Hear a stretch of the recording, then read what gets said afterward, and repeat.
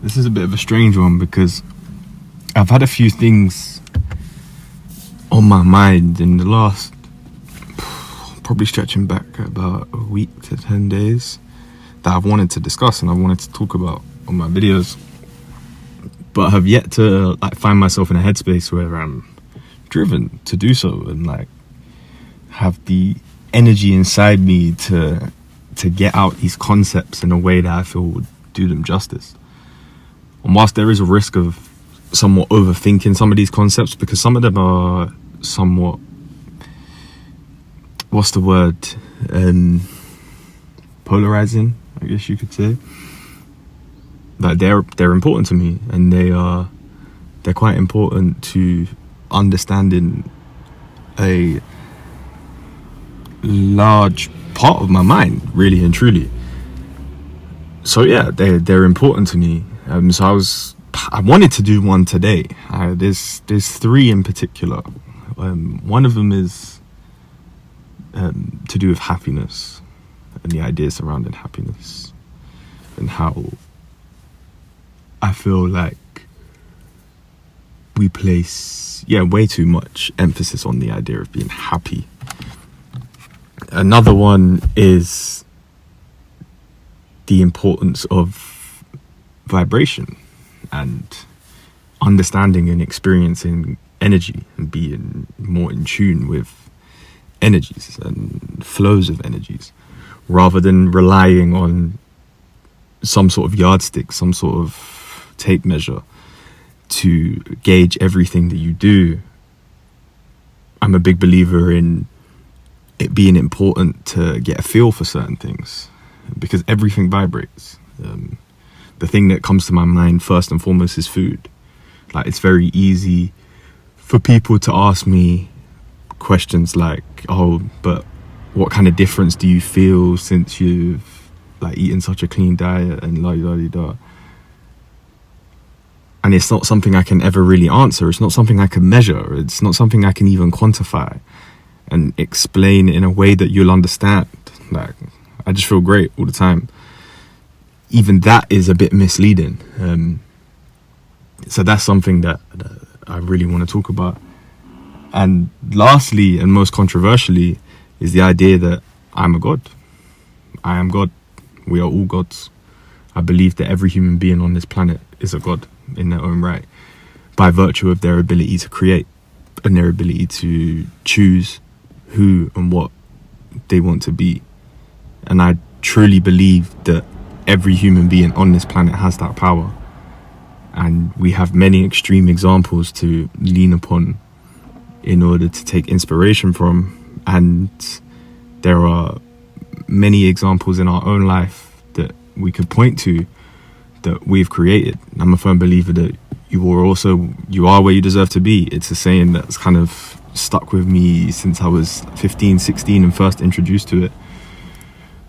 And it's a tough one for a lot of people to get their head around, because when you're not in a great position, or when you're in a place where you don't feel like you're entirely responsible for being there, it's hard to accept the reality that you are where you deserve to be.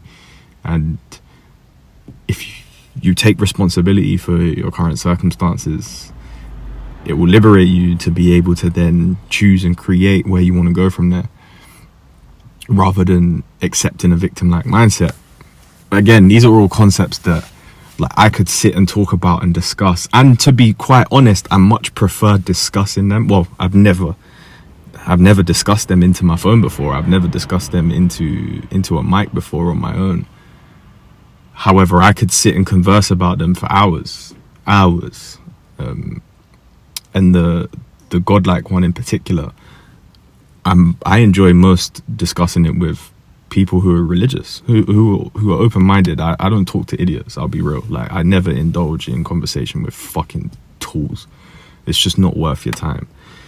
If somebody is so narrow-minded that they can't discuss different and opposing ideas without being offended or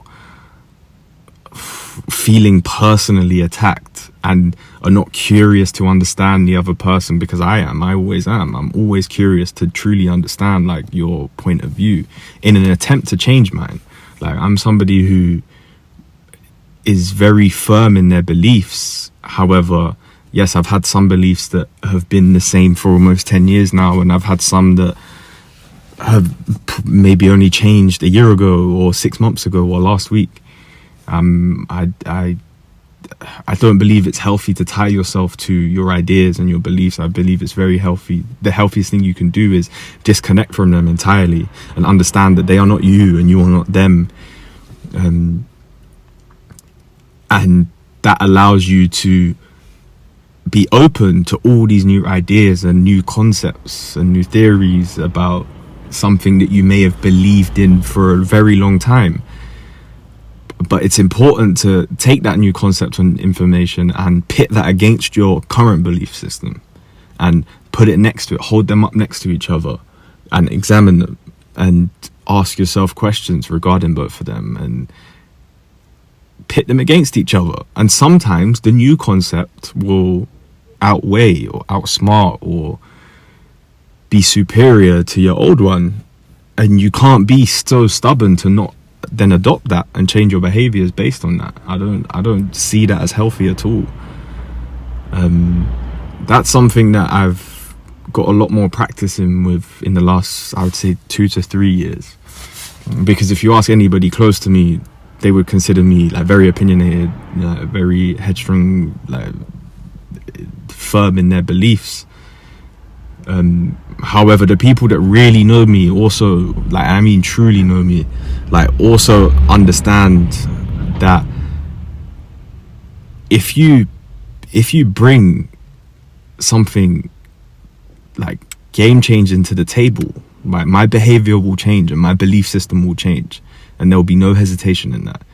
Like, the people closest to me are continuously changing my behavior through teaching me new things and opening my mind to new concepts, and I pride myself with that. It allows me to be as headstrong in my beliefs as I am and discuss my extremely controversial beliefs in some cases without fear, knowing that if you do come to me with a well thought out argument, so to speak, and it speaks to me in a way that sounds or makes me see the superiority in that versus my current belief system, then you better believe I will adopt it without shame. Like, I don't see that as a loss.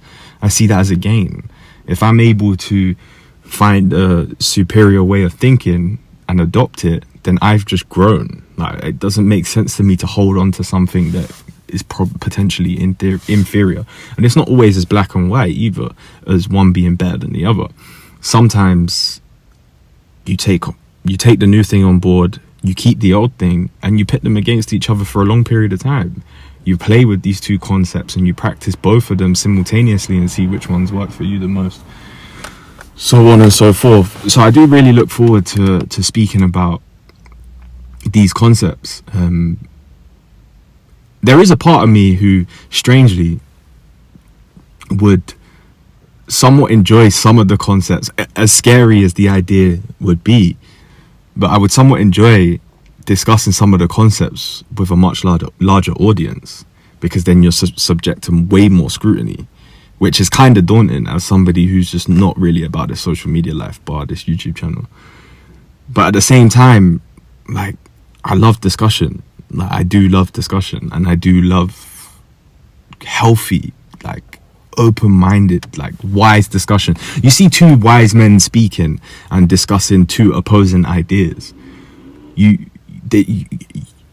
have no idea really that they are in disagreement.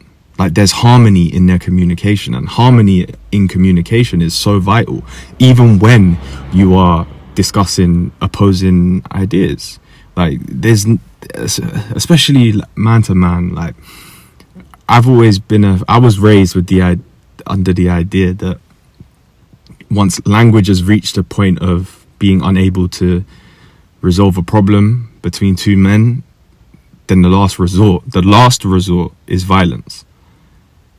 And you don't want that. You don't want violence. Like, you want to be prepared for violence as a man, and you want to always be ready for violence, but you don't ever want to experience violence. I don't train martial arts in order to fucking go out and fucking, I don't know, like look for trouble and practice my skill in a violent situation. Fuck that, man. Fuck that. Like, where I grew up, like, bro, violence, like, it can result in your life being taken, and that's long, man. Nah, fuck that. I ain't interested in that shit. I'm not interested in that shit at all. So yes, whilst we always must be ready for it, nah, man, we must always be having our disagreements in a harmonious fashion as well.